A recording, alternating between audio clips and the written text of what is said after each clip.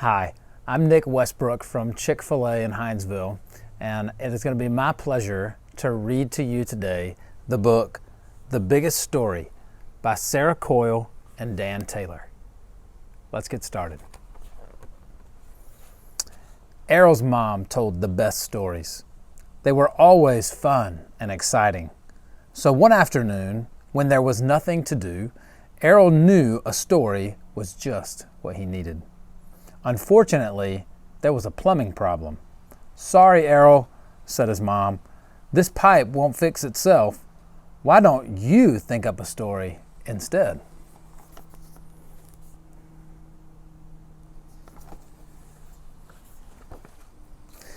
Errol blinked, surprised. Then he shook his head. "I can't tell a story. I don't know how." "Bet you can," said his mom. "Just have a go." Out in the garden, Errol tried hard to think of a story. But star jumps didn't shake any ideas out. And staying upside down for a full minute only made his ears hurt. So he was busy thinking. He didn't notice the ants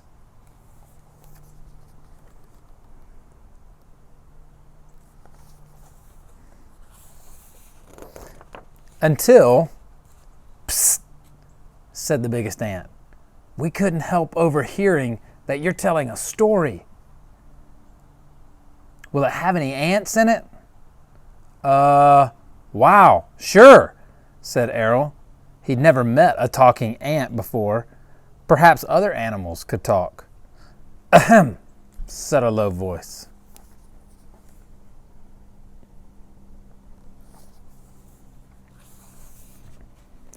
A tabby cat was tapping Errol's foot. "You know," she said, "the best stories can have cats in them." With an awful kerfuffle, all the neighborhood cats bobbed up onto the fence. Each cat sat at a polite distance from the others. Cats like a bit of space. "So, what do you say?" asked a tortoiseshell cat.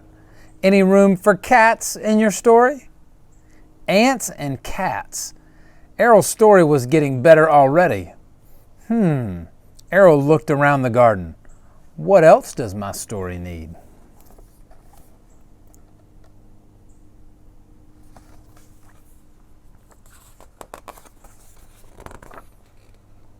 "Stunts!" shouted a sheep, clipping the gate as she jumped into the garden. Showering splinters, a long line of sheep hopped after her. "You need action, excitement, paragliding. Sheep do all that stuff." "Done," Errol grinned. He had everything he needed to start his story. But just then,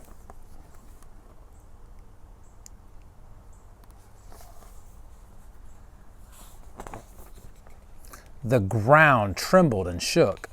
A mob of meerkats burst through the fence. Elephants, lizards, pandas, monkeys, even a sleek leopard followed. "So," the leopard looked excited, "word in the wildlife park is you're telling a story. Good news, we're in." Errol gave a low whistle. To fit everyone in, this story would have to be big.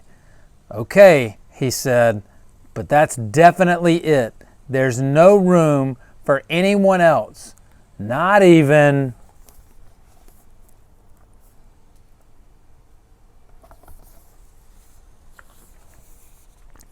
"Dinosaurs!" shouted the sheep. A stegosaurus and a giant T-Rex stood, beaming, as they sank slowly into the lawn. "A new story is always worth traveling through time and space for," the T-Rex explained. "Course, we were in the very first stories," said the Stegosaurus smugly. "Hope this one is just as good."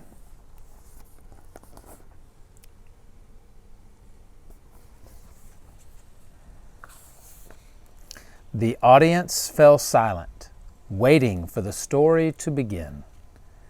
Errol gulped. He felt as though he had eaten too much pizza, and the pizza was made of bees. Would his story be any good? I've got my tea.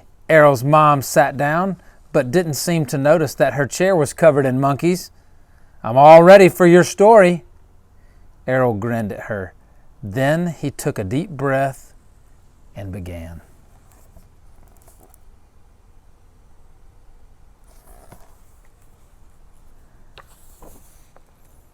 The biggest story. Oh no, T-Rex is in trouble. She's stuck in the middle of... Those tricksy cats have trapped her in a fiery volcano. You'll never escape, Dino Breath. Mwahaha! Catapults ready. But here come T-Rex's friends. Hooray! We're coming, T-Rex. Wait, hot lava. Poor T-Rex. Not even her friends can help her now. Bye-bye, boat. Is this the end for T-Rex? Extinction time! Hold up, you pesky felines. Wait, is it? No, it can't be. It is. It's the superhero sheep. Golden glider, skyrocket, silver arrow, pow, whoosh. My heroes, said T-Rex. Foiled again from the cats. Bad luck, said the sheep. T-Rex is saved. Woohoo! Yay! The end, said Errol. Seconds stretched. Then the audience went.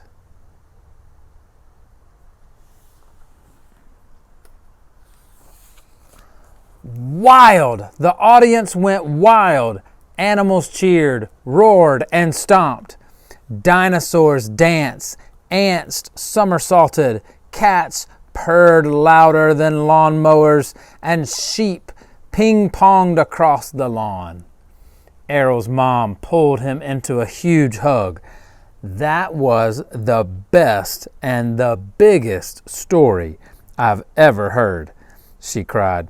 Much better than any of mine.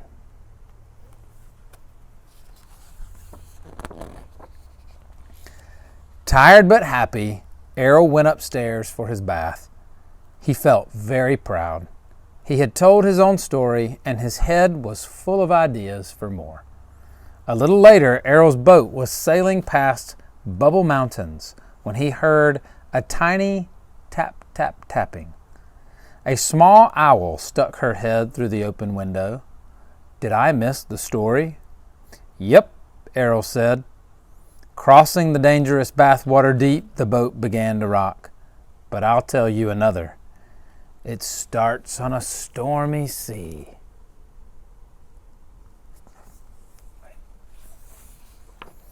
Errol had lots of fun making up his story.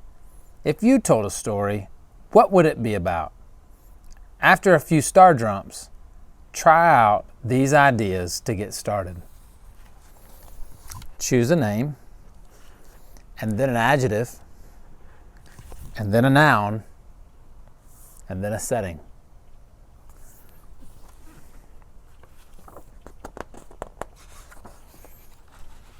And that's the end of our book today, The Biggest Story by Sarah Coyle and Dan Taylor. I bet you can make up great stories too.